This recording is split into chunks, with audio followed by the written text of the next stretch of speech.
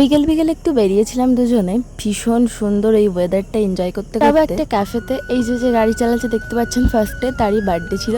তো বার্থডেটা চলে গেছে, বাট আমরা আজকে যাচ্ছি সেলিব্রেশন করতে। আর আমাদের সাথে যাচ্ছে এই কিউটিটাও, বাট বাড়ি থেকে একসাথে বেরোনো হয়, সামনে কিছুটা গিয়ে মিট করে নিয়েছি। তো যাই হোক, আমরা পৌঁছে গেছি আমাদের লোকেশনে। আর ক্যাফেটার ভিউটা জাস্ট অসাধারণ লাগছিল, তার সাথে তো এই ওয়েদারে পুরো জমে গেছে।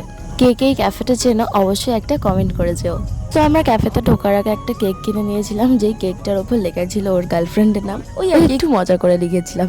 তারপর ঝটপট করে কেকটা কেটেও নিচ্ছে বার্থডে বয় এখন, বিকজ আমাদের ওখান থেকে একটু ফাস্ট বেরোতে হবে, ওই জন্য একটু তাড়াতে আছি। জাস্ট 20-30 মিনিট হয়তো বসেছিলাম ক্যাফেতে।